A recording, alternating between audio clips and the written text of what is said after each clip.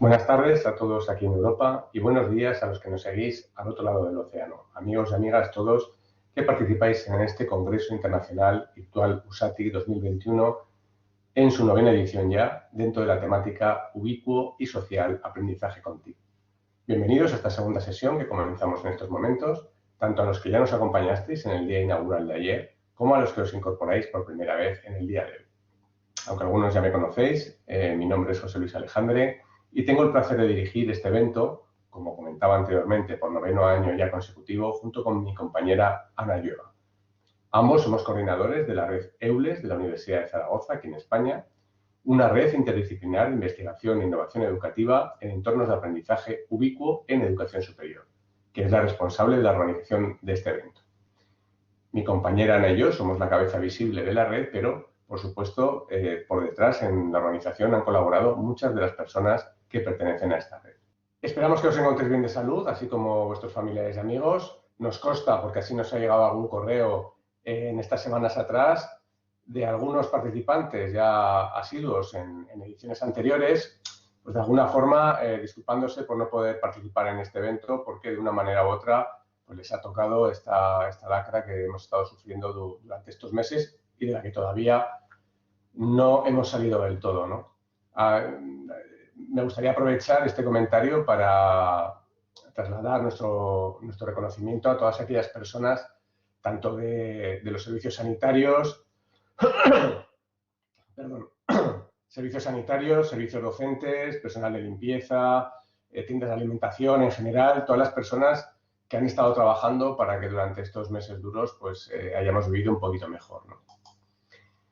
Bien, a continuación quisiera agradecer a todos los compañeros, miembros de la red en la organización de este congreso, también a los patrocinadores y colaboradores que nos apoyan en este evento, en concreto a la Cátedra Banco Santander de la Universidad de Zaragoza, a Blackboard, a eLearning Media, a la CRUE, al Consorcio Mundial de Educación Abierta, a la revista 3.0 y a Universia.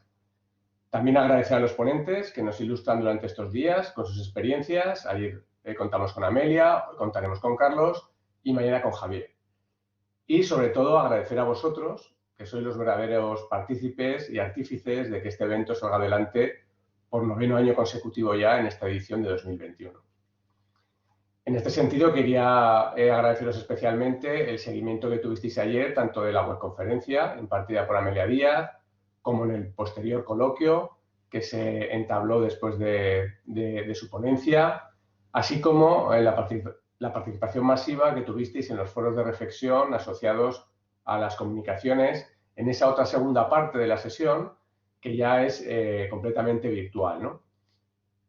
Esta participación tan extensa obviamente no nos hace nada más que llenar de satisfacción, porque refuerza el objetivo con el que, desde, como decía anteriormente, hace 9 años, llevamos organizando este evento. El objetivo fundamental es crear esta plataforma, este foro, este lugar de encuentro para que docentes de diferentes niveles puedan compartir y debatir sus ideas dentro de la temática de la innovación educativa apoyado en tecnologías. Y ya sin más, no quiero robar más tiempo al ponente, cedo la palabra a mi compañera Ana en la organización para que os presente a Carlos, la persona que va a impartir la webconferencia de hoy, y para que os comente un poquito, recuerde, aunque seguro que es conocida por todos vosotros y vosotras, la dinámica de participación en esta webconferencia. Así que, Ana, cuando quieras, todo tuyo. Muchas gracias, José Luis. En primer lugar, me uno a tus palabras con el deseo de salud y de recuerdo para todas las personas que han sufrido en la pandemia y también de agradecimiento profundo a cuantos sanitarios y otros profesionales y personas anónimas también han hecho y siguen haciendo por ayudar a los demás. Quiero también saludar a todos los participantes que ya se unieron ayer a esta 9ª edición de Virtual USATIC y dar la bienvenida asimismo a todos los que se encuentran hoy con nosotros por primera vez. Como ha dicho José Luis, os agradecemos muchísimo la alta participación de los que os incorporasteis ayer en las conferencias y también en los comentarios, en las comunicaciones, y a todas y a todos os animo a que sigáis colaborando y a que disfrutéis de este congreso para conseguir que sea un éxito, que como siempre decimos nosotros es un éxito colectivo que os reconocemos a vosotros. Reiteramos nuevamente nuestro agradecimiento también a todos los compañeros y las compañeras de la organización y a nuestros patrocinadores y a nuestros colaboradores y, por supuesto, a los conferenciantes invitados. Hoy nos acompaña Carlos González Morcillo, al que tengo el gusto de saludar. Bienvenido, Carlos. ¿Qué tal? Carlos González Morcillo es doctor europeo en Ingeniería Informática y director académico del Vicerrectorado de Transformación y Estrategia Digital de la Universidad de Castilla-La Mancha, aquí en España, y ya desde el año 2014 dirige el Centro de Tecnologías y Contenidos Digitales en esta universidad.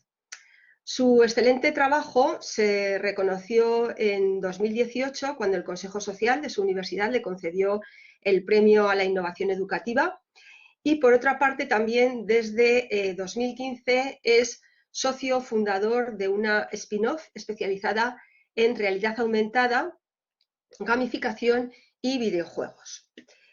Bien, en esta ponencia Carlos va a tratar de responder a una serie de preguntas que el personal docente debe realizarse a la hora de generar sus propios contenidos digitales, como nos ha comentado, qué necesidades deben de cubrirse y cuáles son las tendencias que deben de tenerse en cuenta a la hora de la producción de estos contenidos.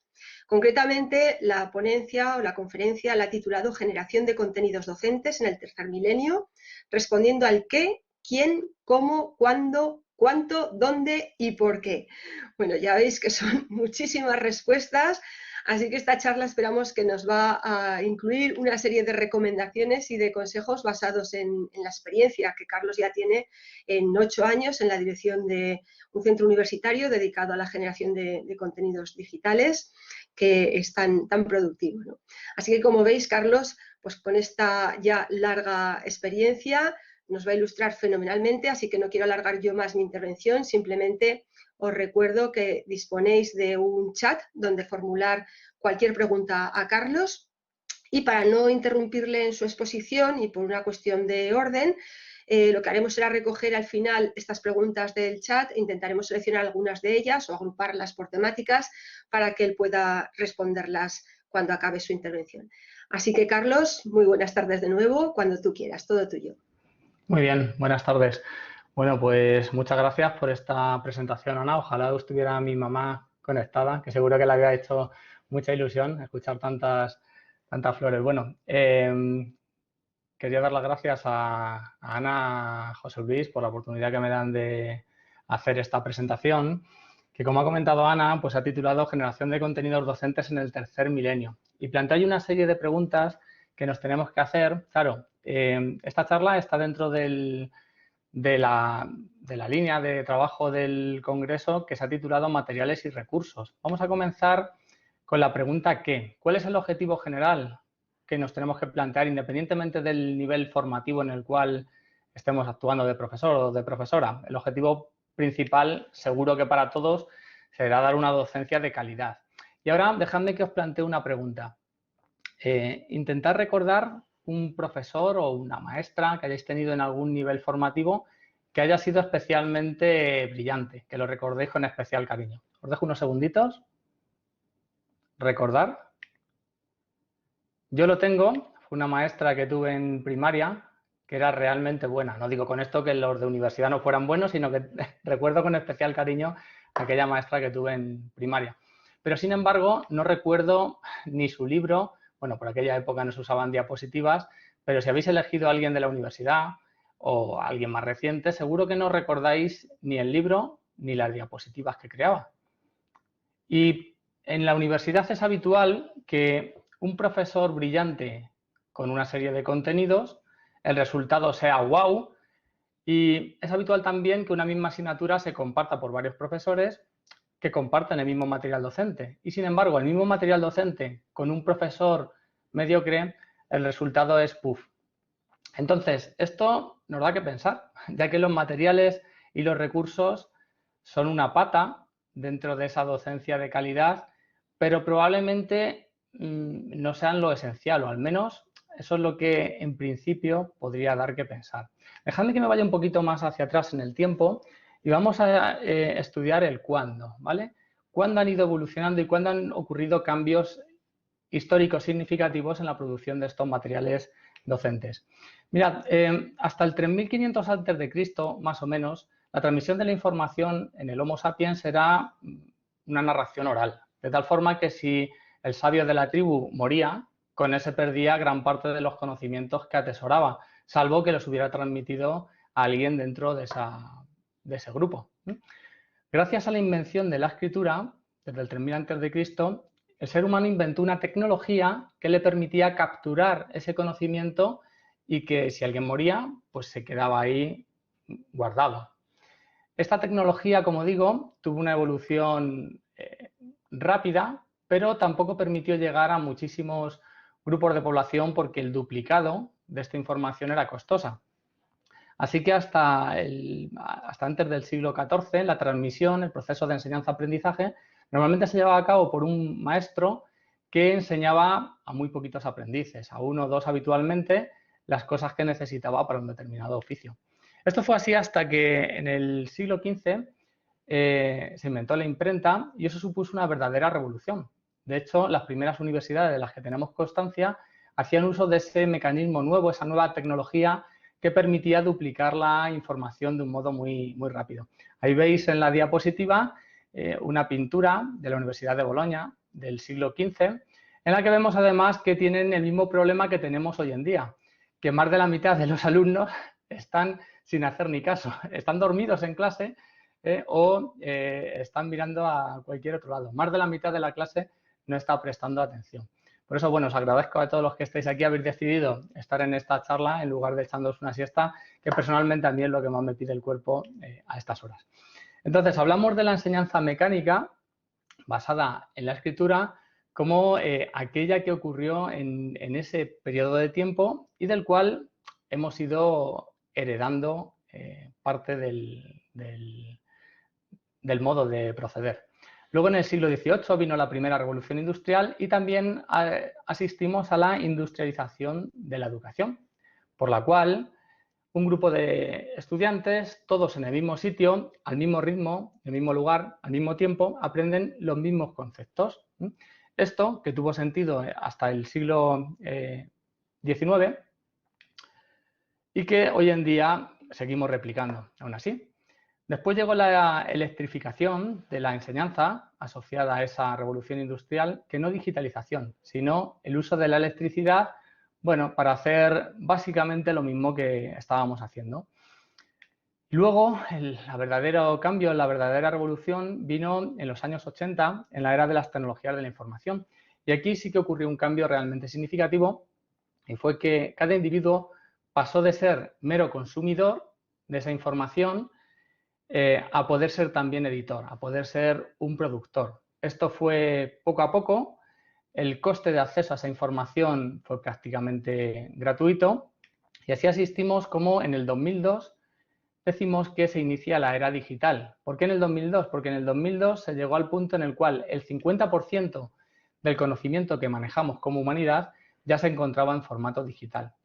Más o menos hablamos de que en el 2017 el 99% de la información que manejamos como humanidad ya estaba en formato digital. Hoy en día prácticamente el 100% es muy poquito que no esté digitalizado.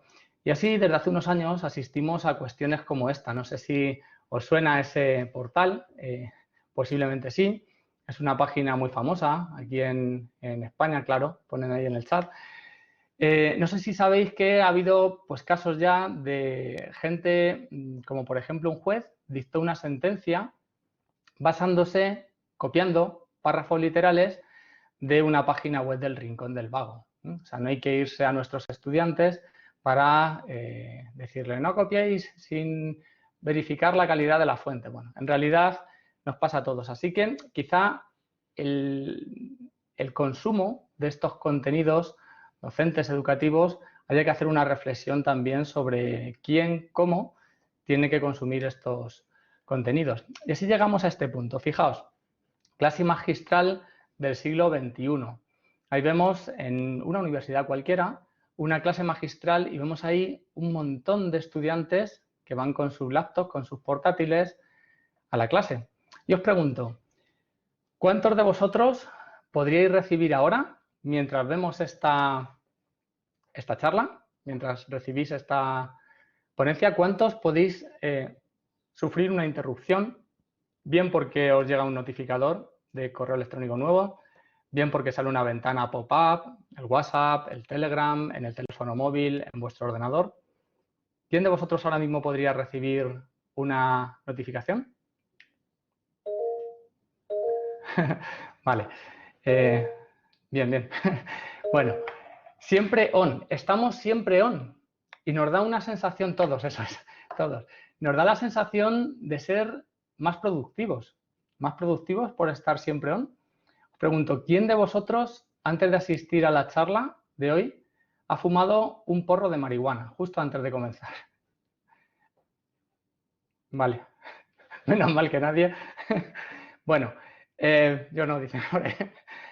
Pues yo hubiera preferido, fijaos, que se hubierais fumado un porro de marihuana, porque estar siempre online, sabemos por un estudio de la Universidad de Londres, que estar siempre online tiene un efecto doblemente peor en test de inteligencia que fumar marihuana. Tiene un efecto totalmente devastador. Así que cuando creemos los materiales docentes o cuando impartimos una charla presencial, una clase magistral, lo que sea, tenemos que competir contra un montón de estímulos, un montón de eventos que pueden ocurrir mientras nuestros estudiantes, mientras la gente que nos está escuchando está asistiendo a ese evento o está consumiendo el material.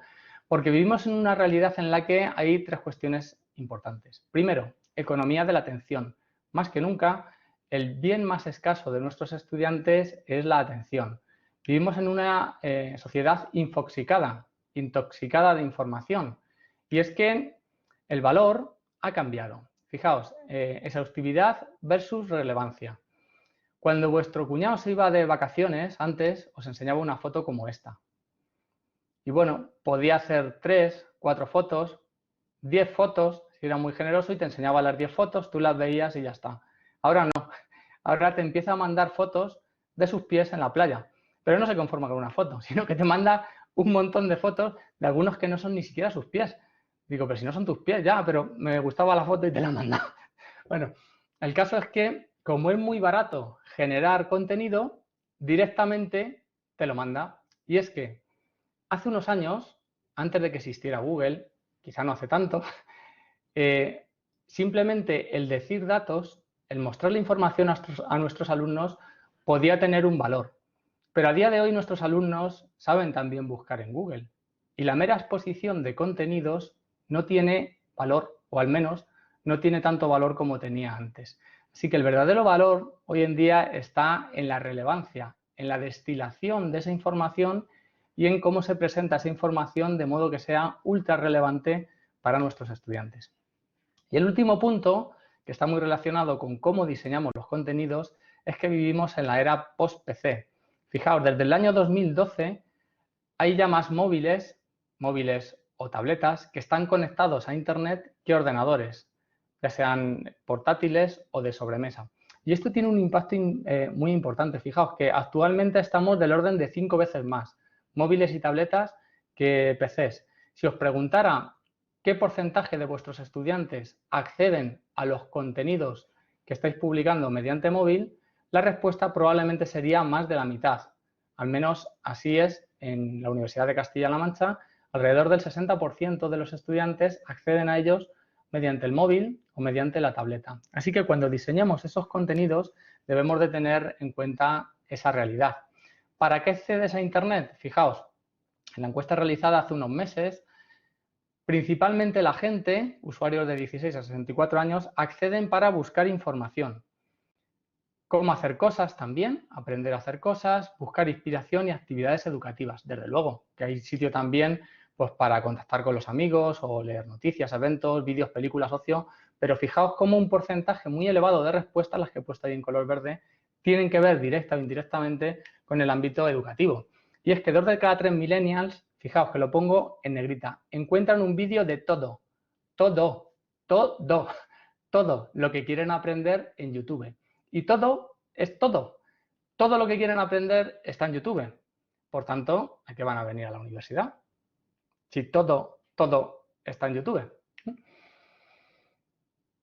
Así que en este escenario en el cual los millennials, bueno, y ni que hablar de los nuevos alumnos de la generación T y de generaciones posteriores, ¿cómo evitar errores? Fijaos, ¿cuál es el problema? Os pongo una diapositiva y quiero que rápidamente, en 5 segundos, me identifiquéis en esta serie dónde está el error.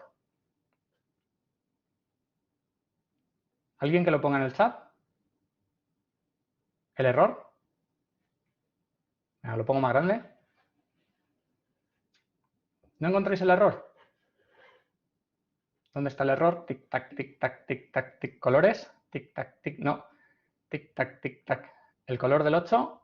Eso es. Muy bien. El error. Muy bien, Teresa. No es la pista arcoíris. Es que normalmente ponemos el foco en una cuestión incorrecta a la hora de encontrar el error. Ponemos el foco en donde no está. Encontrar las diferencias si es que existen. A la izquierda, un aula donde pudo estudiar mi padre, en los años 50, y a la derecha, un aula donde estudian mis niños, mis hijos. ¿Cuánto hemos cambiado? ¿Nos hemos quedado en la electrificación de la enseñanza?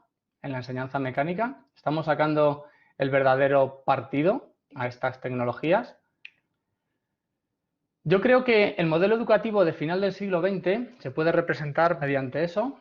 ¿Qué es eso? Mira, que esta no es difícil. ¿Qué es eso? Un perro, ¿no? Lo estabais ahí tecleando. ¿Qué es eso? ¿Qué me está preguntando Carlos? Un perro. ¿Y qué es esto otro? Modelo educativo del inicio del siglo XXI, del tercer milenio. Pues yo creo que es el mismo perro con distinto collar.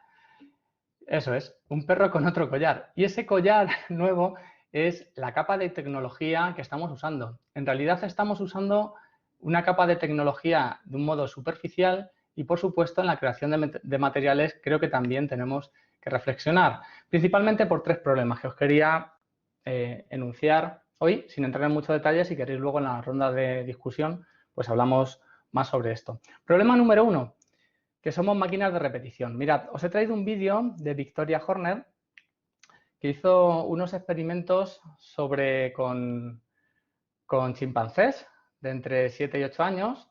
Fijaos cómo les enseñaba primero el procedimiento en el cual tenían que dar unos golpecitos con un palito, después retirar esas barras que cubren un agujero, después dar unos golpecitos con el palo en el interior de la caja y después abrir una trampilla y entonces salía un premio, un caramelo. También le explicó el mismo procedimiento a cachorros de humanos de 7 y 8 años también, y fijaos cómo proceden para sacar el caramelo. Los chimpancés y los Homo sapiens pequeñitos, de 7 y 8 años, son capaces de sacar el caramelo. Ahora les enseña a los chimpancés que la caja es transparente, de tal forma que no hace falta darle los golpecitos ni seguir el protocolo que habían seguido antes. ¿Qué hacen los chimpancés? Se dan cuenta de eso y van a saco a sacar el caramelo. ¿Y qué hacen los humanos? Efectivamente, somos máquinas de repetición. Seguimos el protocolo, seguimos el procedimiento aunque no haya necesidad de seguirlo, porque estamos programados para repetir.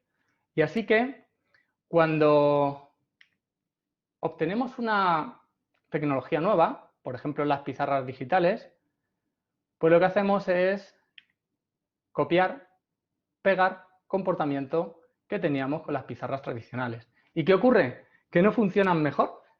Al contrario, según el último informe PISA, sabemos que los colegios en donde tienen pizarras digitales sacan peor rendimiento que aquellos que no los tienen. No estoy diciendo que haya una relación causa-efecto, sino que es significativo, que si no se aprovechan las capacidades de compartición, de acceso de los alumnos a ese contenido, de interacción desde su propio espacio, utilizar una pizarra digital como si fuera una pizarra tradicional tiene efecto contraproducente. ¿Y qué ocurre cuando compartimos contenido con los alumnos textual? Pues que generamos un PDF y los alumnos no lo imprimen. ¿Qué hacen? Lo consultan desde el móvil. Y ahora, ¿cuántos de vosotros habéis disfrutado leyendo un PDF maquetado en formato A4 en la pantalla de vuestro móvil? Se disfruta mogollón haciendo zoom, ¿verdad? Porque el texto no es líquido. Tienes que hacer zoom, colocarte en el sitio, dejarte los ojos a ver si eres capaz de leer el puñetero texto, copiar, pegar. Lo mismo que hacíamos antes, lo hacemos ahora con la nueva tecnología. Oh, esto sí que bonito. Clases con realidad virtual. Ya se está oyendo por ahí de utilizar estas gafas, las Oculus.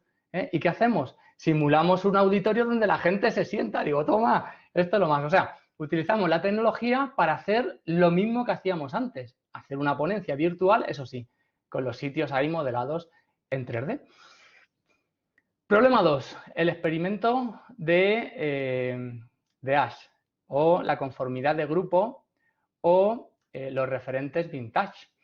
No sé si conocéis el experimento de Asch. El experimento de Asch fue un experimento que se hizo a principios de los años 50 y que os he traído un pequeño fragmentito de en lo que se basaba. Había un grupo de personas que estaban compinchadas, un falso científico y un grupo de personas a las cuales se suponía que le iban a hacer un experimento de percepción visual.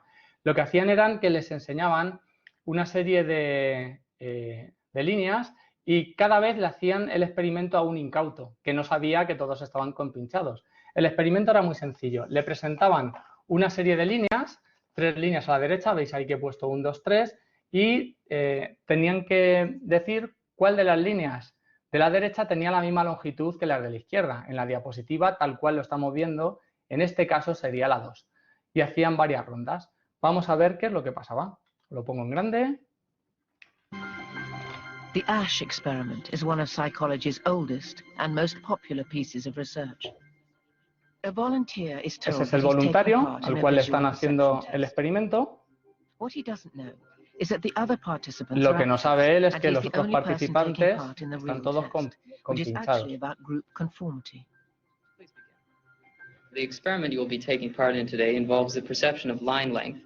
Your task will be simply to look at the line Es lo here que on os he the left explicado antes. and indicate Tiene which que of the indicar 3 qué lines línea on de the la right derecha is tiene equal la to misma it in length. longitud que la So, de la for izquierda. example, The actors have been told to match the wrong lines. Todos The vais a ver cómo volunteer will be fallan. monitored to see if he gives the correct Y answer el or if he incauto goes along with the tendrá que opinion of the ver group and si gives the dice wrong answer. la longitud correcta o no. In the first test, the correct En esta, answer la is correcta es la 2, claro. 1, 1, 1.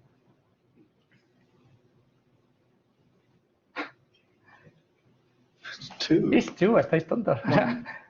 Bien, Once again, the correct answer is 2. se Three. repite. 3. 3.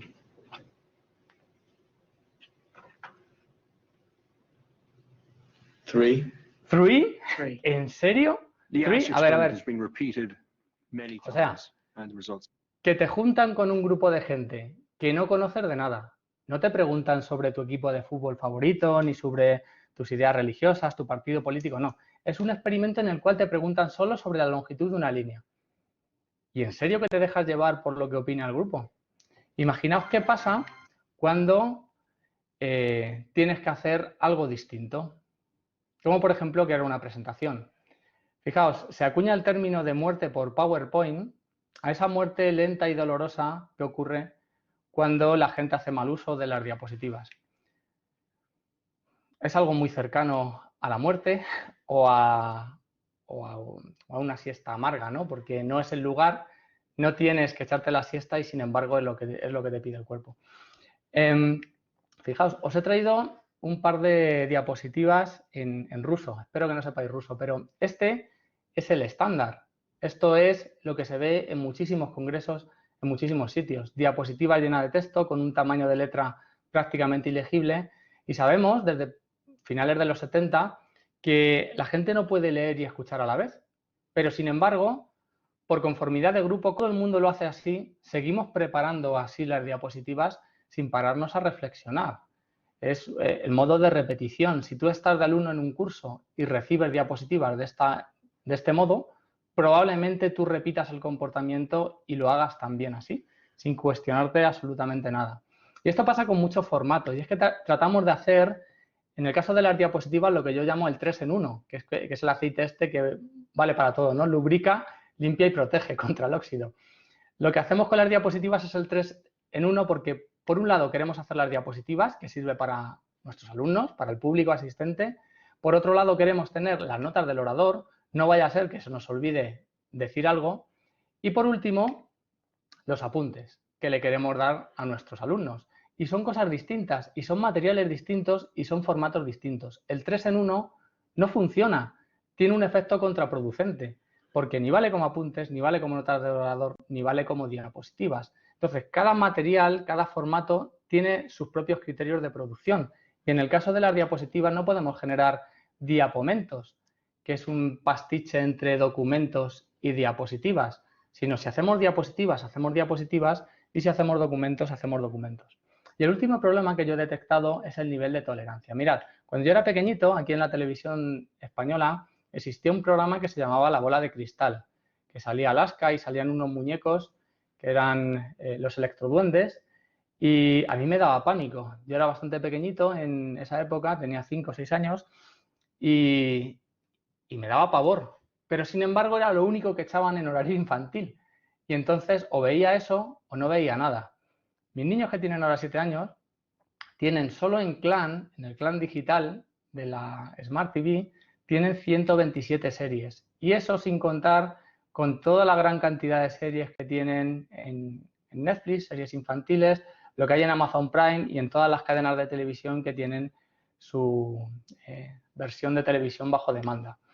Así que hay nuevos estándares de calidad o nivel de tolerancia, porque a fin de cuentas tienen el sabio a la carta. Es decir, ¿por qué tendrían que escucharme a mí contarle cómo se resuelven las integrales si tienen a David Calle, que en su canal Únicos fue el finalista para el Global Teacher Prize y que, bueno, es algo así como los Oscars de los profesores, ¿no? Y tiene un canal en el que, fijaos, nos cuenta cómo resolver integrales inmediatas y tiene 1,5 millones de visualizaciones cuando hice la captura de este vídeo. O podemos ver los fantásticos vídeos de matemáticas de Eduardo Sáenz, que además son divertidísimos, o entre iguales, por ejemplo, Leonel Virosta, pues les puede explicar la transcripción del ADN paso a paso. En este nuevo escenario nos tenemos que dar cuenta de que la gente tiene en el bolsillo una extensión del cerebro y está todo el contenido ahí a golpe de clic. Puede ocurrir que el uso de las nuevas metodologías y tecnologías educativas nos ocurra un poco como el traje nuevo del emperador, que a lo mejor no lo estamos haciendo muy bien y no nos queremos dar cuenta. Pero si les escuchamos, fijaos en charlas que hay publicadas, dice, hackear mi educación me hizo feliz, o zombies en la escuela, individualizar, fallar y divertirse. Nos están dando claves de por dónde van los tiros con respecto de la calidad. Y es que muchas veces nosotros pensamos en una forma que ya es del milenio pasado. A lo mejor nosotros, por el afán de repetir comportamientos, creemos que tiene que ser el asunto de un determinado modo. Tomar apuntes hoy, pues es así.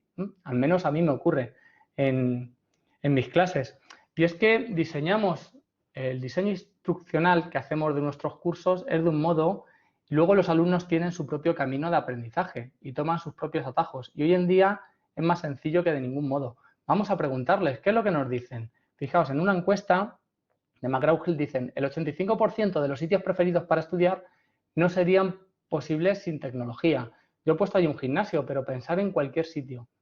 85% de los sitios preferidos para estudiar, o sea, de los que contestaron la encuesta, el 85% dio esta como una de las claves más importantes.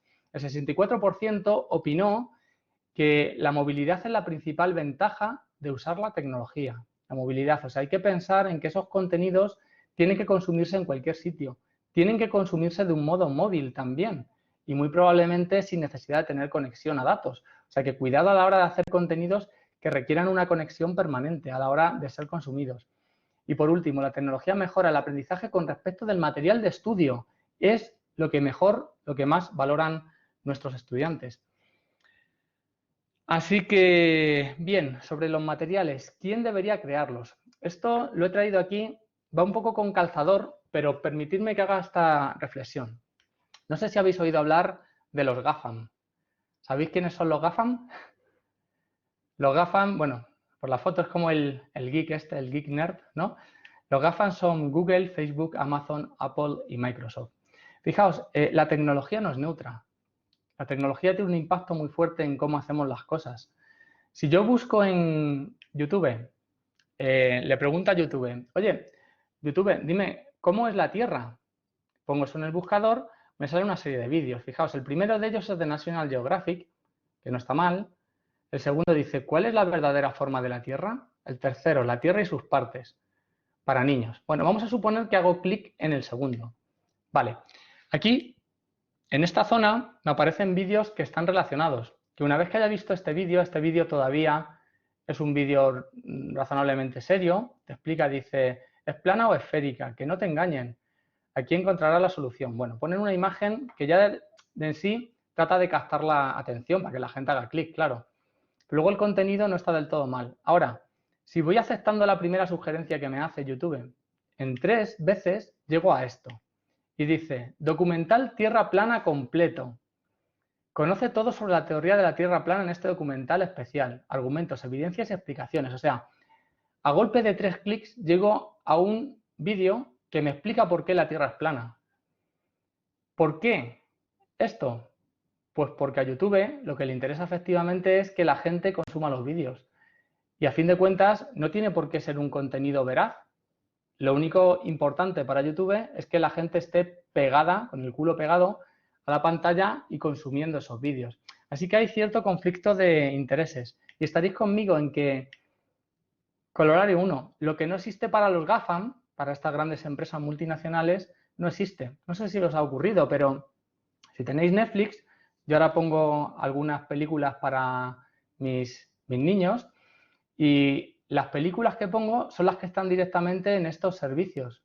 Ni se nos ocurre a los papás que nos juntamos recomendar películas que no estén directamente o en Amazon Prime o en Netflix, ¿no? O sea, lo que no está ahí, hemos pasado un momento en el cual ya no existe directamente. Y como segundo corolario, lo que no te muestra los GAFAM tampoco existe. Aunque exista, si YouTube no te lo promociona, en realidad no existe. Así que una buena razón cual deberíamos de crear nuestros contenidos es para salir de esta espiral bastante nefasta, por cierto, de que nuestros alumnos consuman principalmente ese contenido hecho por terceros. Es bastante... Habría que reflexionar si sí, hay gran cantidad de contenido que ya está creado. ¿Deberíamos de promocionar ese contenido como principal fuente o deberíamos de hacer el esfuerzo de crear nuestro propio contenido? Sobre la calidad, hay una norma de UNE, la 71.362 de reciente publicación, que habla de la calidad de los materiales educativos digitales y establece 3 dimensiones. Podéis consultar el borrador, está en Internet. El primero de ellos, la dimensión didáctica, otra dimensión que es la tecnológica y por último una dimensión de accesibilidad. Define 15 criterios que están agrupados en cada uno de estos 3 ejes como valor, la calidad de los contenidos, generador de aprendizaje, adaptabilidad, interactividad. Sobre el tecnológico, en qué formato se publica, si es reusable o no dentro de como objetos de aprendizaje independientes, si es portable, si es robusto, es decir, si no falla. Y con respecto de la accesibilidad, pues si tiene si está bien estructurado, si garantiza la navegación, accesibilidad de texto, de vídeo, etcétera. Creo que uno de los más importantes de estos 15, bueno, vienen también unas tablas sobre cómo valorar los recursos educativos. La verdad que es un trabajo muy interesante que hizo UNE. Y uno de los más importantes para mí es el de la motivación. O sea, ¿por qué los estudiantes deberían de consumir cierto material docente? La motivación, no sé si conocéis el trabajo de Dan Ariely, que es catedrático de Psicología y de Economía Conductual de la Universidad de Duke. Tiene varios libros publicados. Me gusta mucho un experimento que hizo. Mirad, les planteó la siguiente tarea a 3 grupos de control.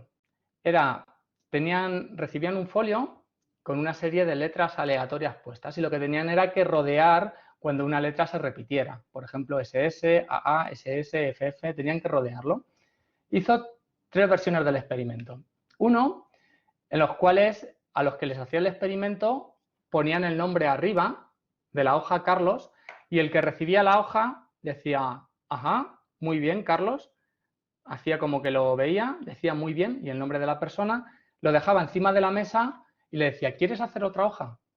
Luego otro grupo en el cual se ignoraba. No les decían que pusieran el nombre, simplemente cogían la hoja y la dejaban encima de la mesa. Y el tercer grupo de control lo que hacían era destruirlo delante de la persona. Cogían la hoja y sin mirarla, delante de la persona que había resuelto la hoja, destruían la hoja. Y a todos los grupos le preguntaba, ¿quieres hacer otra hoja? El asunto era que les pagaban por cada hoja que iban haciendo y les pagaban un poquito menos. Por ejemplo, en la primera hoja que resolvían les pagaban 5 euros. En la segunda hoja le iban bajando el salario, 4,80. En la tercera hoja, 4,60. En la cuarta hoja, 4,40. Cada vez iban cobrando menos cuantas más hojas iban haciendo. La gente tenía que decidir si seguía haciendo hojas o no, lo cual tiene que ver con la motivación para hacer esa tarea. ¿Sabéis cuál es el resultado del experimento? ¿En qué grupo creéis que la gente admitió hacer más hojas por menos dinero? ¿Podéis contestar algo? En el primero. Bueno, vamos a repensarlo, ¿vale? Como hispanos que somos. O sea, en realidad, si no lo están mirando, podría tener sentido que fuera el tercero, ¿no? Dices, ¿quieres hacer otra hoja? Sí, sí, la haces rápido, la haces mal. Total, no la va a mirar porque la va a destruir. Podría tener sentido que fuera en el tercero, pero no. Fijaos, en el primer grupo, simplemente por el de reconocimiento, la gente admitió hacer el doble de hojas. El salario de reserva fue la mitad menor. Y es que la motivación muchas veces parece que no es racional. Si lo pensamos racionalmente, podríamos pensar que es la D, pero no. ¿Qué está ocurriendo ahí? Pues con la expresión que usamos aquí en España está dando la chapa. No sé si había compañeros de México, de Venezuela, de otros sitios, no sé si lo utilizan o no. Efectivamente, cuando alguien es mal conversador, pues está hablando siempre de uno mismo. ¿Por qué? Porque el valor de la información disminuye con la distancia. Eso fue una frase que dijo el que era el director de la revista Wired, creo que fue Charles Jackson, que dijo, el valor de la información disminuye con la distancia. Esto se entiende muy fácil. Mirad, ¿qué creéis que me interesa a mí más? ¿Que uno de mis hijos se haya raspado la rodilla en el patio del colegio o que hayan puesto un coche bomba en Afganistán? No es una respuesta frívola, o sea, no penséis, claro, es mucho más importante que hayan puesto un coche bomba en Afganistán, allí va a morir gente. Pero a mí me interesa más que se haya raspado la rodilla mi hijo en el patio del colegio. Y es que tenemos que responder a los tres qués. Y en el material, en nuestra actividad que hagamos, normalmente nos quedamos en el primero. ¿Qué? Hacemos una exposición del qué tenemos que contar en esos contenidos. Y qué rara vez lo tocamos. Algunas veces sí. ¿Qué es y qué? ¿Y por qué es esto importante para la humanidad? ¿Y qué objetivo tiene esto que te estoy contando? Pero casi nunca abordamos el último qué, más importante de los tres, que es ¿y a mí qué? Y ahí es en donde todo cambia de valor. Es cuando llegamos a motivar a esa persona. Y eso, en la generación de esos contenidos, probablemente podamos incorporar diferentes caminos de aprendizaje, posiblemente podamos orientar los ejemplos a eso que le puede interesar más a nuestros alumnos. ¿De cuántos de vuestros estudiantes conocéis algo de ¿y a él qué? ¿Qué es lo que le motiva? ¿Qué es lo que le gusta? ¿Qué es lo que le atrae? ¿Dónde? ¿Dónde vamos a crear estos materiales? Pues lo más importante de todo, aunque la mona se vista de seda, mona se queda.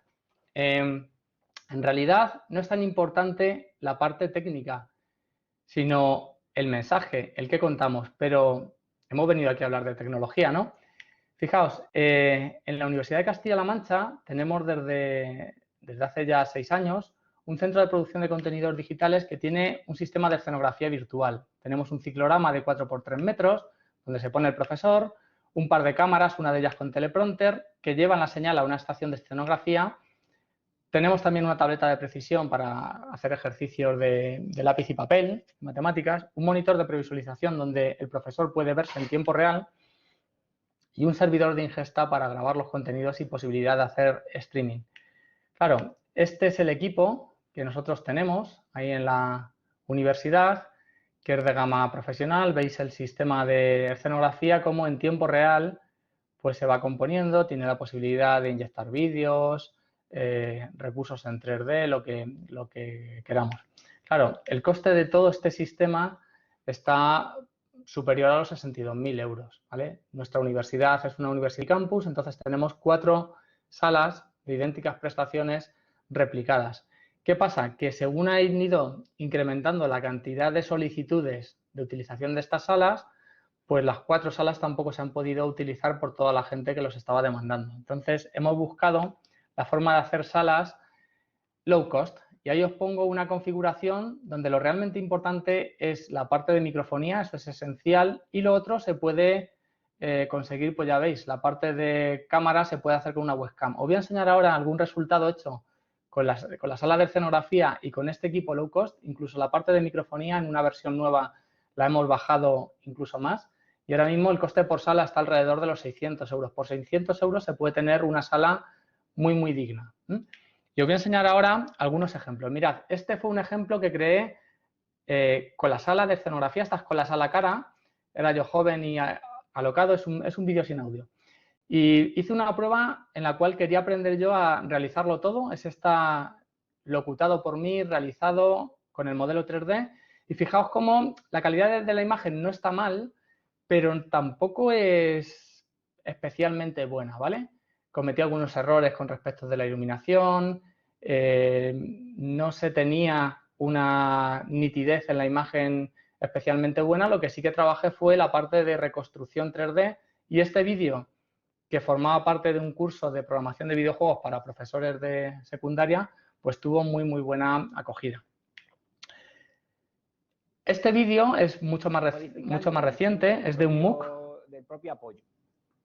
que se imparte aquí, está en Miriada X, y aquí vemos a uno de los profesores, es de un curso de ingeniería de caminos, y aquí sí que hicimos un uso razonable, bastante bueno, de la sala de escenografía virtual, y vemos cómo el profesor está explicando unos conceptos a alumnos para la construcción de puentes, y aquí sí que está justificado el uso de este sistema en el cual se ve cómo se va recolocando en un puente hecho en Kenex y cuáles son las diferentes fuerzas que van ocurriendo en las diferentes partes del puente. O sea, no tiene un valor meramente folclórico, ¿vale?, de que quede visualmente más atractivo, sino que tiene un valor didáctico. Yo creo que aquí es en donde está justificado. Claro, esto es mucho más memorable que se presente así a que se presente con una diapositiva únicamente, o a que el profesor ponga un par de balanzas y vea cuál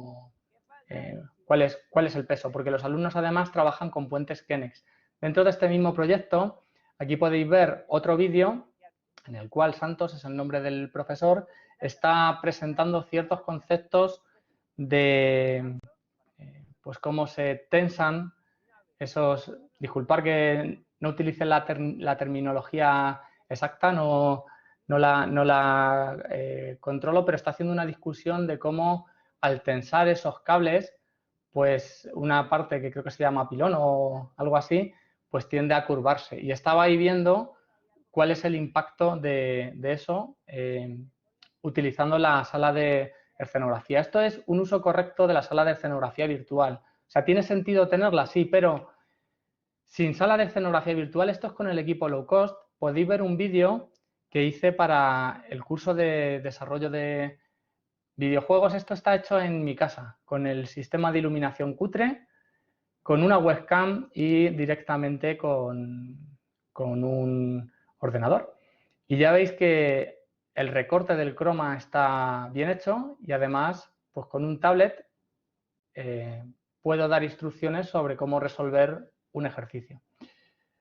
Este otro vídeo está también hecho con el mismo sistema. Este fue un proyecto que hicimos con una universidad de Madrid, con un grupo de geodesia, y en este caso utilizamos una infraestructura propia para hacer vídeo interactivo.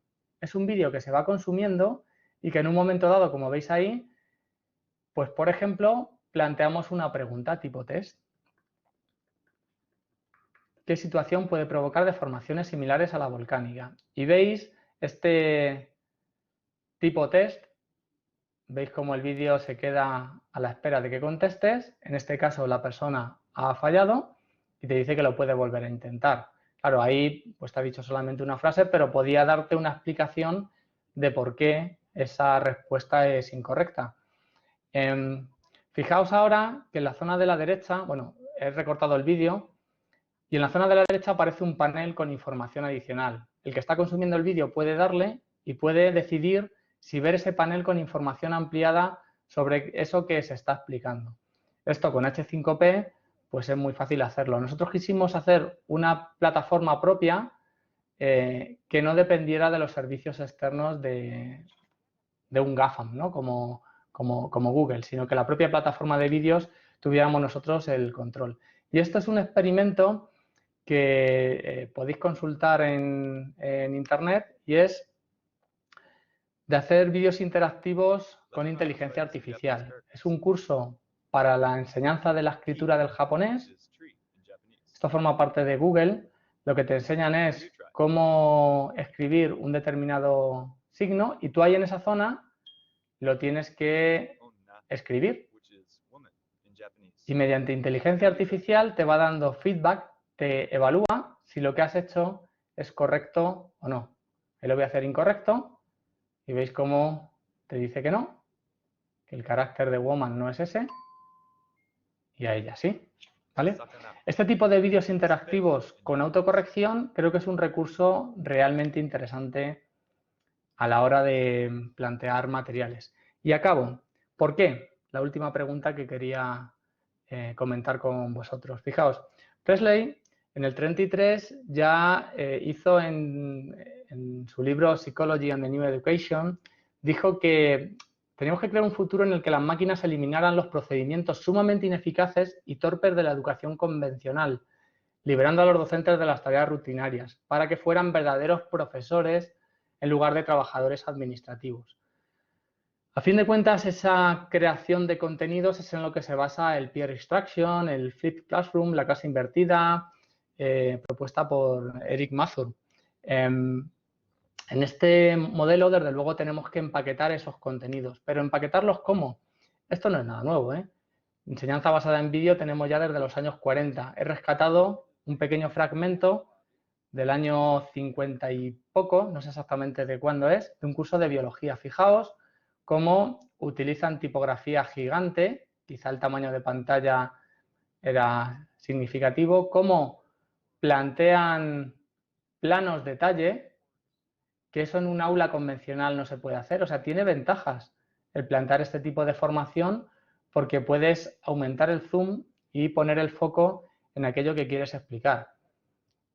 Y desde luego, si volvemos a pensar otra vez en cómo introduje esta clase, desde luego la forma de capturar la esencia de un buen profesor o profesora, desde luego es el vídeo. Porque en el lenguaje escrito estás perdiendo gran capacidad de comunicación. No puedes incluir toda esa parte facial, no puedes incluir el tono, el ritmo, las pausas. Eficiencia en la comunicación. Fijaos, podemos leer del orden de 4 veces más rápido de lo que alguien puede hablar. Entonces, ¿por qué plantear vídeo docente? Pues fijaos, ya sabemos por el cono de la experiencia de Edgar Dale, no voy a entrar si es el doble mejor, el triple mejor, pero el aprendizaje pasivo, o sea, lo que son los materiales como tal, sabemos ya desde principios de los 80 que el vídeo es lo que nos da un nivel de conocimiento mucho más concreto y se recuerda mucho mejor. Desde luego, simulaciones y tarea real es lo mejor. Podemos tener contenidos que trabajen también con esas simulaciones. Por ejemplo, en interactivos o vídeo interactivo, como hemos visto antes. ¿Qué impacto tiene el vídeo en educación? Fijaos, preguntando a profesores y alumnos, el 91% de diferentes niveles educativos, en ese informe de Kaltura, dicen que mejora la satisfacción en el proceso de aprendizaje, la utilización de vídeos. Mejores resultados globales, en el 82% de los casos tiene un impacto positivo. Mejora en la retención de los conceptos. Por eso que hemos visto, se retiene mucho mejor aquello que se ve y se escucha a la vez. y mejoran la promoción de los estudios. En muchos centros ya se está utilizando vídeo como principal herramienta de marketing, desde luego. ¿Y dónde echa la gente el tiempo? Fijaos, los sitios web con más visitas del mundo, en esta estadística actualizada hasta enero, fijaos en el que ocupa, bueno, desde luego los dos primeros, el buscador más utilizado del mundo es Google, después YouTube, ¿vale? Y en cuarta posición, Wikipedia. Es en donde la gente echa, tiene mayor número de visitas del mundo. No voy a hacer comentario de posición 7 y 9, que bueno, a mí me ha sorprendido en dónde están esas páginas. Y las aplicaciones con mayor tiempo de uso, fijaos que desde la posición 2 para abajo son todas de vídeo. Las apps que más tiempo está viendo la gente en los teléfonos móviles son las de vídeo. Bueno, la número 1 supongo que es para buscar a alguien con quien ver esos vídeos, ¿no? Buscar a algún compañero o compañera con quien ver los vídeos. Pero fijaos, desde el 2 para abajo son aplicaciones de consumo de vídeo. Somos verdaderos junkies de consumo de vídeo. Y es que el 85% del tiempo que pasamos frente a pantallas estamos consumiendo vídeo. Fijaos, ahora mismo el 50% de las personas que están conectados a Internet están viendo un vídeo en YouTube. Hoy hay 2.400 vídeos que han sido vistos en YouTube. Y a la izquierda veis el número de búsquedas. Y es que las plataformas comerciales que venden contenidos, como Udemy, Totelus, Video2Brain, Lina.com, que es de LinkedIn, etcétera, lo que te piden para los cursos es que estén principalmente basados en vídeo. Un 70% del contenido tiene que estar basados en vídeo, de alta calidad. Se supone, alta calidad tampoco requiere altísima calidad, no tienen por qué ser 4K ni mucho menos, vale con que el estándar 720p es suficiente. Y normalmente se acompañan de contenido multimedia. La forma más rápida de hacerlo es utilizando PowerPoint. Acabo con una reflexión. Uso y abuso de lo digital. Mirad, quería hablar de eficiencia, eficacia y uso de la tecnología. Soy profesor de Ingeniería en Informática, doctor en Informática, como ha dicho Ana en la presentación, y obviamente me encanta la tecnología. Pero me planteo desde hace ya años si estamos confundiendo o cuando quiero utilizar una tecnología nueva, si lo estoy haciendo por eficacia o por eficiencia. Eficiencia es resolver una tarea de un modo más rápido y eficacia es hacer aquello que se tiene que hacer para maximizar los resultados. Y normalmente confundimos, ¿no?, el utilizar una tecnología por el hecho de que tenga alguna ventaja o tenga algún lado bueno y se nos olvida hacer un análisis de coste-beneficio. Personalmente no soy muy activo en redes sociales y esto es una opinión personal, pero me parece inadecuado recomendar a mis estudiantes que utilicen, pues no lo sé, por ejemplo, Twitter para seguir los contenidos de la asignatura. ¿En serio no están suficientemente dispersos para que yo les añada más ruido todavía utilizando una red social para colgar los contenidos de mi asignatura o para plantearles retos? Lo que queremos es potenciar la dispersión. Obviamente, Twitter o Facebook o cualquiera de esas tiene alguna ventaja, pero puestos en la balanza, ¿las ventajas superan los inconvenientes o no? Y en cualquier uso de la tecnología creo que lo debemos de hacer esta reflexión, porque ¿cómo lo podemos hacer mejor?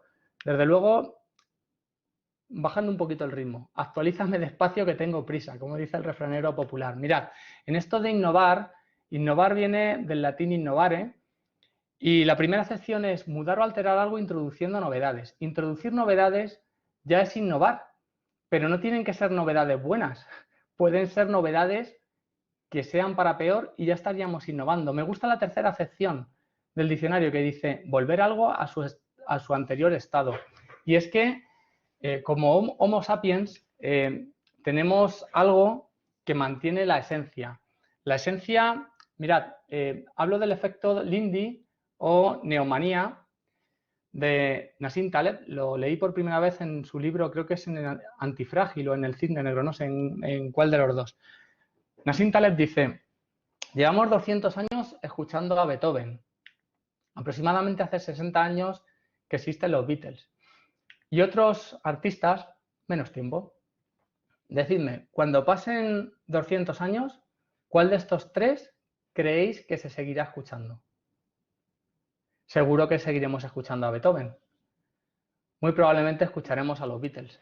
Y afortunadamente el reggaetón habrá pasado y a otros autores pues probablemente no los sigamos escuchando. Y es que, según el efecto Lindy, los elementos basados en información envejecen al revés. Cuanto más tiempo persisten, más tiempo es probable que sobrevivan. Así que os planteo hacer esta reflexión. Ver cómo pasar de un modelo educativo del final del siglo XX a un nuevo modelo educativo del siglo XXI. Las tecnologías de la información a la hora de crear esos materiales, desde luego que deberían de intentar capturar la esencia de lo que nos hace buenos profesores, por el ethos, por el que nuestros alumnos nos identifiquen y les podamos motivar. Creo que es esencial que creemos nuestros contenidos y para crear esos contenidos, desde luego, el formato que nos permite capturar la esencia de lo que somos, como profesores, como profesoras, pues es el vídeo. Si a eso además le añadimos esa capa de interacción, pues sin duda tendremos la combinación ganadora. Nada, os recomiendo que utilicéis vídeo para empaquetar vuestros contenidos y vuestros materiales docentes. Y nada más por mi parte, pues no sé si tenéis alguna cuestión, alguna preguntilla, algún comentario. Bueno, pues muchísimas gracias, Carlos. Creo que se me oye así. Muchas gracias, Carlos. Ha sido realmente muy interesante. Yo creo que estamos todos muy satisfechos con estas reflexiones que nos has proporcionado. En primer lugar, por supuesto, es felicitarte por esta excelente conferencia y también por el gran trabajo que realizas y cómo lo transmites, ¿no? Se me ocurren muchísimos comentarios, pero seguro que algunos los tenemos ya en el chat y mientras José Luis los va recogiendo. A ver, yo estaba pensando un poco qué te comento y has acabado como hilvanando casi mis pensamientos, ¿no? Entonces, has hablado al principio de infosicación, has cerrado un poco el círculo. ¿Crees que el papel del docente, entiendo que ya ha cambiado, ¿no? Que ahora pues debería buscar esa relevancia en la información y bueno, pues hacer esa otra labor, ¿no? Que no la que estamos habituados hasta ahora. Entonces, ¿crees que también evolucionará ese papel del docente con el tiempo? Porque has preguntado cuánto hemos cambiado, ¿no? Entonces, ¿cómo te imaginas tú al docente dentro de 20 años? ¿Todavía con el vídeo? O sea, al final nos has dicho, bueno, os animo al vídeo, ¿no? Pero también vísteme despacio que tenemos prisa y tú eres muy joven, así que seguro que te tocará. ¿Cómo ves tu propio futuro? ¿Qué perspectiva tienes tú? Que bueno, pues tienes esa visión amplia, ¿no? Y además, bueno, si soy mala, también te diría la reflexión de que en 200 años nos has dicho que seguiremos escuchando a Beethoven. Bueno, es un poco mezcla de ideas, ¿no? Al hilo del inicio y el final de la presentación, así que dinos cómo te verás tú dentro de 20 años. ¿Todavía con el vídeo o crees que habremos cambiado mucho más?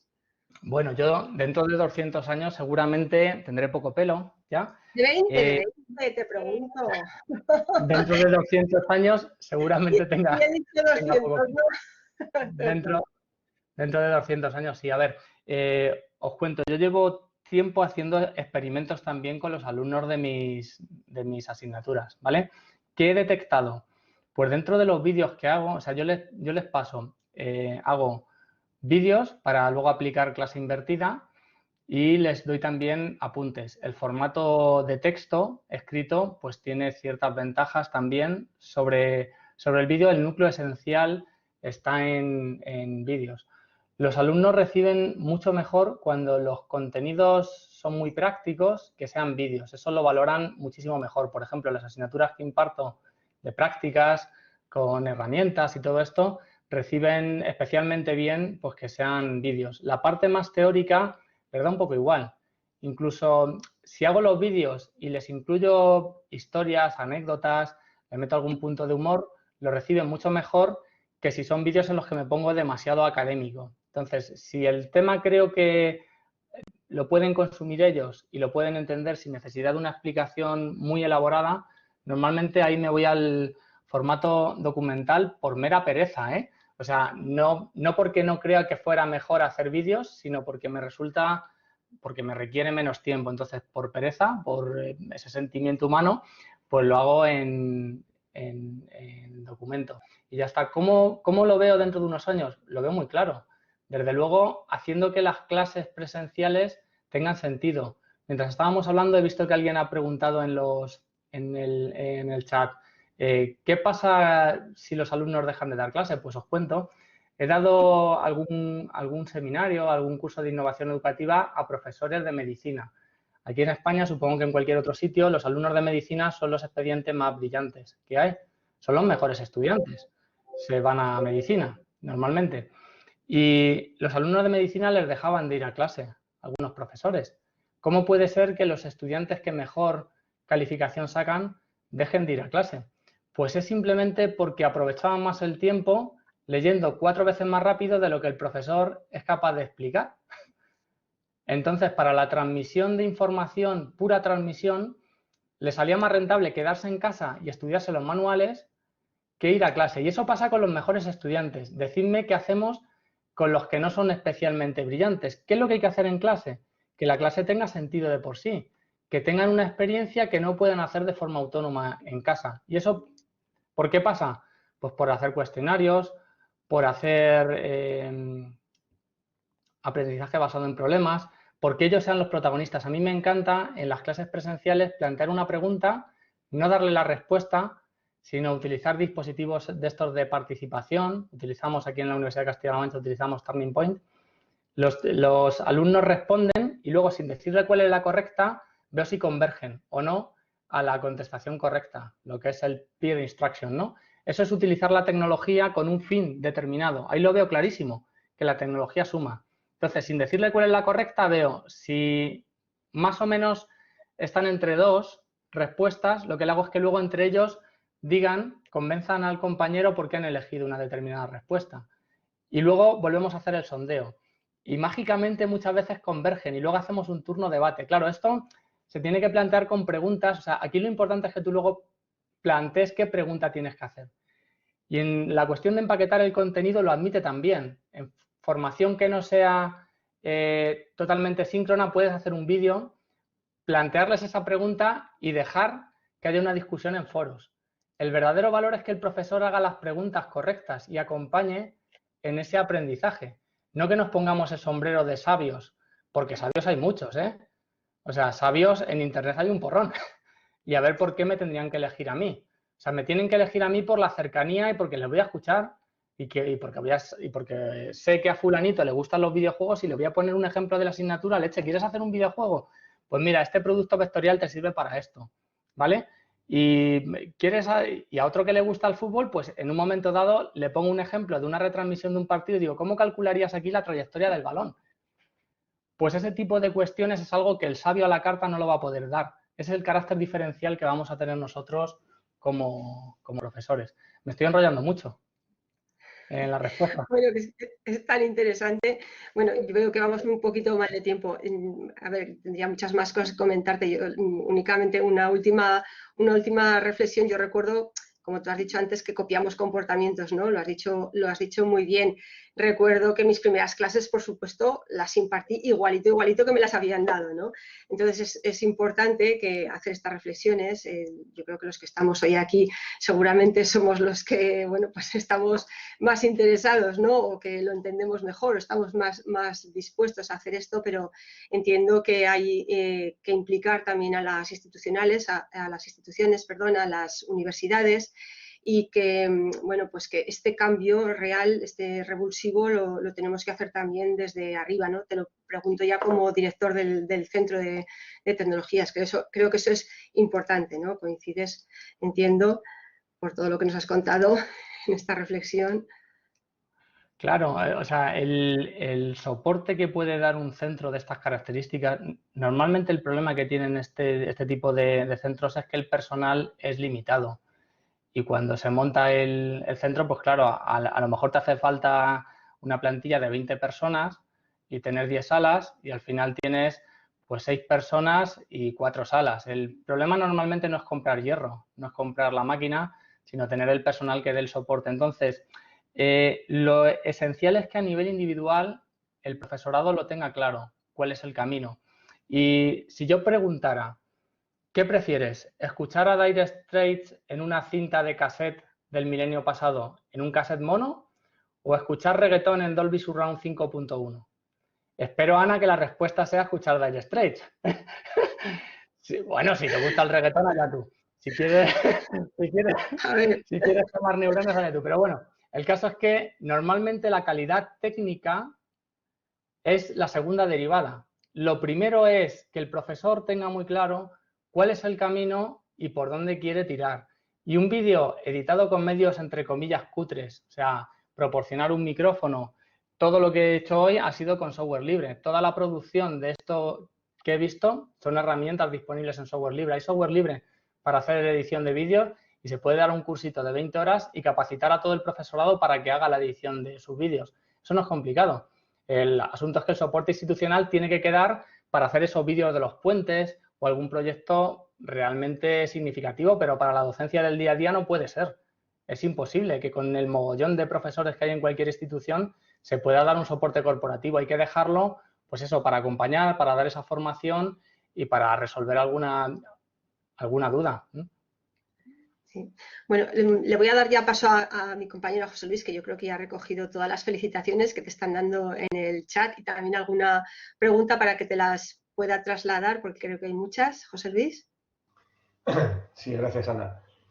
Bueno, también me quiero unir a las felicitaciones, no solo de Ana, sino de todos los participantes que, como habrás ido viendo en el chat, pues no paran de reflejar esa felicitación,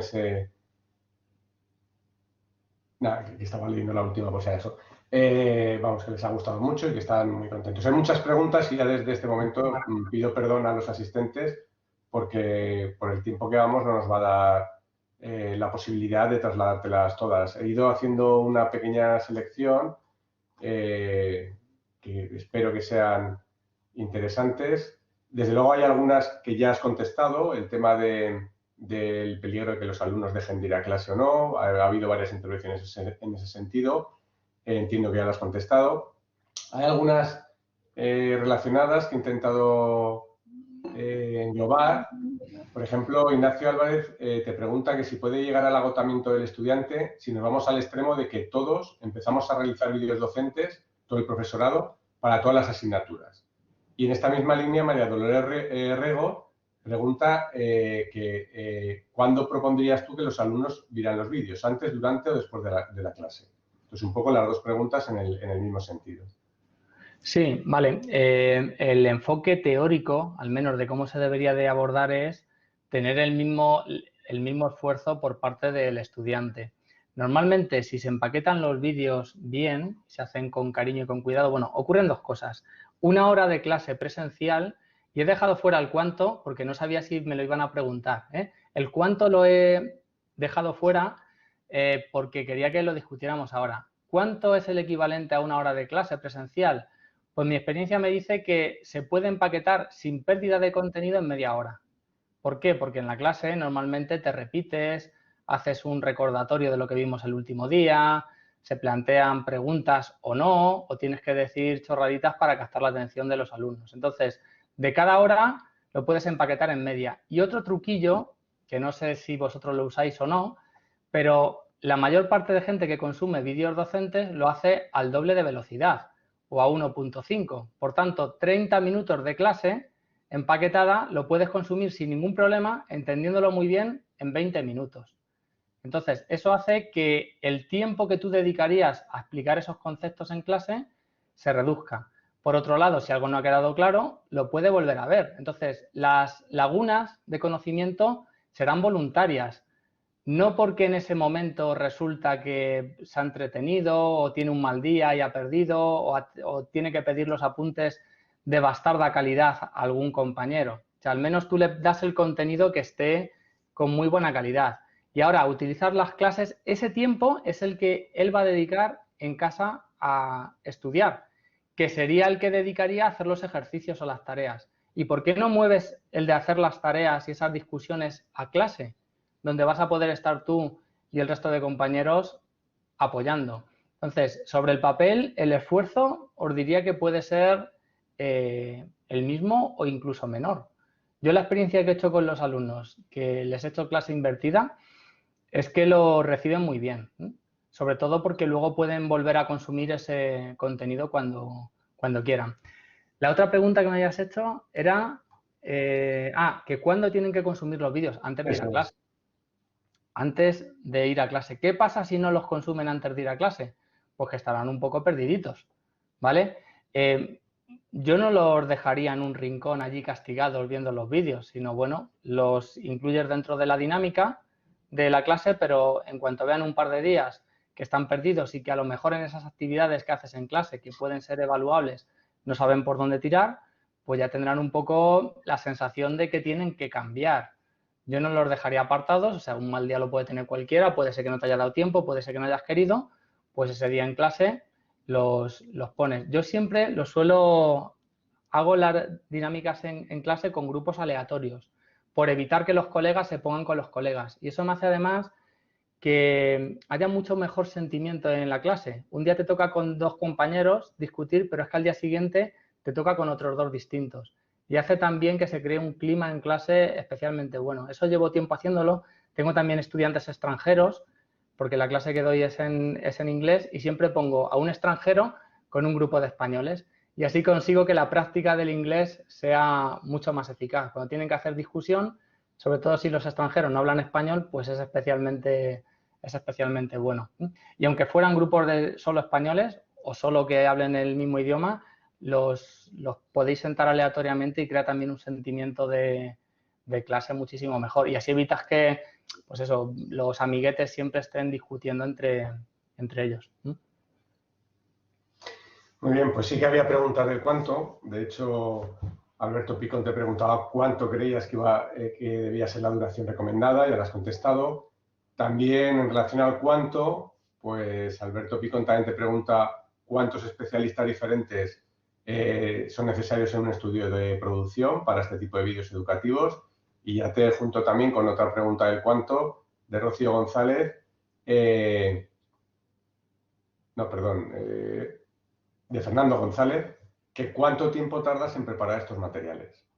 Vale, sobre el cuánto, a ver, en un escenario ideal lo suyo sería que tuviéramos un especialista en la materia. Si vais a hacer un curso de motores eléctricos, pues tiene que haber el especialista en motores eléctricos, que es el profesor que imparte la materia.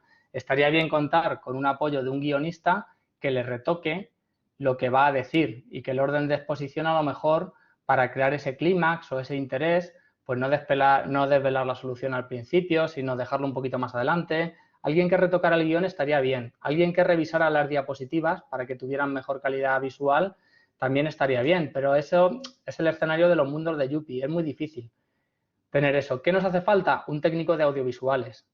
Si tenemos un centro de producción de contenidos, pues alguien que por lo menos sepa poner el micro, la iluminación y le dé a grabar y sepa montar un vídeo, ¿vale?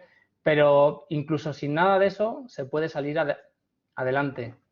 ¿Cuánto tiempo se tarda en hacer un vídeo? Pues, a ver, una vez que tienes el guión de puntos, o sea, de contenidos que quieres tratar, y tienes hecha la presentación que normalmente utilizar de soporte, pues yo en una tarde me he llegado a grabar 10 vídeos de unos entre 5 y 8 minutos. 10 vídeos de entre 5 y 8 minutos está muy bien. Sin forzar mucho la máquina, pues en una tarde de trabajo normal, echando 3 horitas, pues puedes hacerte tus 4 vídeos sin complicación, ¿vale? Yo en plena pandemia, pues empaqueté toda la asignatura de gráficos por computador y hice los apuntes, los vídeos y una serie de preguntas de autoevaluación según la iba impartiendo. Cuando empezamos con la pandemia, lo fui haciendo. No fue fácil, ¿eh? O sea, me costó bastante esfuerzo, pero de todas formas esto no es un todo o nada. O sea, el objetivo sería empezar, ir poquito a poco. Si el primer año que lo queremos hacer, hacemos un 20% de la asignatura con contenidos de calidad, está muy bien. Pensar primero en aquellos contenidos que vayan a tener una esperanza de vida útil más larga, que no se vayan a quedar desfasados el año que viene porque sacan una versión nueva del software que usas en prácticas o lo que sea. Y poquito a poco, eso sí, intentar premiar calidad, porque una vez que se hacen los vídeos, luego da mucha pereza rehacerlos. Entonces, es mejor que hagáis un 10% de contenidos de calidad a que hagáis un 50% flojos.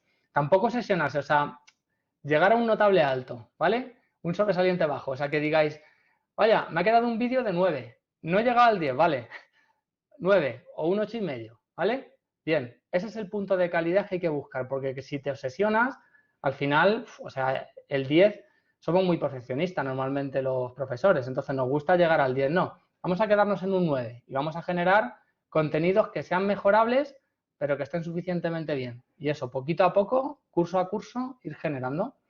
Y vais a ver que la reacción de los alumnos es totalmente distinta. Para hacer buenos vídeos, primero hay que dominar las técnicas de comunicación y luego ponernos y darle al botón de grabación. He detectado muchas veces que los profesores nos ponemos muy rígidos cuando hablamos frente a una cámara y nos da como un poquito de miedo, ¿no? Pues ese romper esos, pues ese miedo que hay, copiar las técnicas pues de gente que lo hace muy bien frente a cámara, diseñar las diapositivas bien, todo eso, pues es anterior a darle al botoncito. Incluso aunque lo hagamos muy serios y muy mal, es mejor hacerlo que no hacerlo. O sea, que aunque lo hiciéramos bastante mejorable, es mejor ponernos y dar el paso y hacerlo desde luego. Muy bien.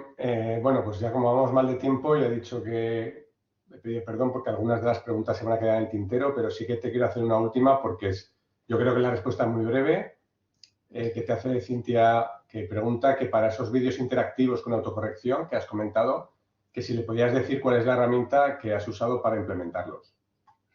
El caso ese en concreto es el único que no es mío, es un caso que os he traído de Google para enseñaros por dónde van los tiros, ¿vale? Cuáles son los desarrollos que está haciendo Google. En ese caso, pues es una herramienta diseñada, supongo que es una herramienta de comparación de patrones, de esta de visión por computador. Os puedo pasar luego el nombre, no recuerdo exactamente.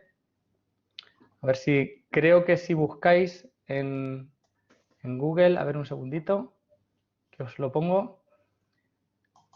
Si buscáis en Google el nombre, el título del vídeo, seguro que os lleva. ¿Está ahí?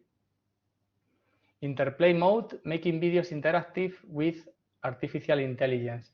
Es una herramienta de Google. Yo creo que lo han enseñado solamente para que la comunidad vea por dónde van los tiros, qué es lo que están haciendo, pero creo que aún no se puede hacer, aún no se puede utilizar para hacer tus propios vídeos.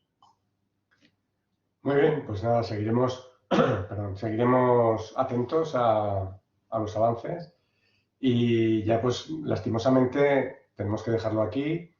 Darte las gracias una vez más, Carlos, por esta ponencia.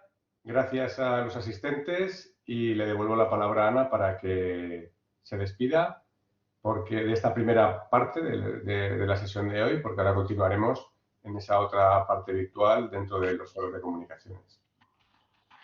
Bien, pues muchas gracias. Gracias, José Luis. Muchísimas gracias, Carlos. Ha sido estupendo. Una conferencia, como ya te he dicho, realmente excelente y la verdad es que muy entretenida. Así que esta hora ya muy larga se nos ha pasado volando. Te agradecemos muchísimo que hayas compartido este ratico, como decimos, con nosotros. Y bueno, pues muchísimas gracias a todos y a todas de verdad.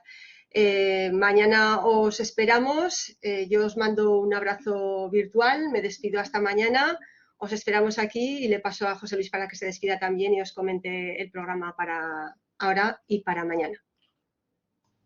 Muy bien, gracias Ana. Pues un minuto simplemente. Como os decía, a partir de ahora nos trasladamos virtualmente a la web del Congreso y nos veremos aquí de nuevo otra vez mañana en la misma sala, volveremos a mandar recordatorio para escuchar a Javier Quintana de CATEDU, Centro de Aragones de Tecnologías para la Educación, de aquí de Aragón en España, que nos hablará un poco de la formación de formadores en tecnologías. Y como os decía ahora, pues pasamos a la web del Congreso y donde vamos a entrar en esos foros, en esa dinámica de preguntas, intercambio de impresiones, de experiencias con las comunicaciones fundamentalmente del área 2, que es la que toca hoy, pero por supuesto que también se puede interactuar con aquellas del área 1 correspondiente ayer, inclusive del área 3. Esto es lo que tiene la virtualidad. Así que nada más, falta un minuto para las 5:30, que es la hora de comienzo de esa segunda fase, así que nos vemos presencialmente mañana a través de la cámara web y dentro de un ratito, pues por las ondas. Hasta mañana. Hasta mañana, muchas gracias. Gracias, Carlos. Gracias a todas y Adiós. todos. Adiós, Carlos. Hasta luego. Adiós, adiós.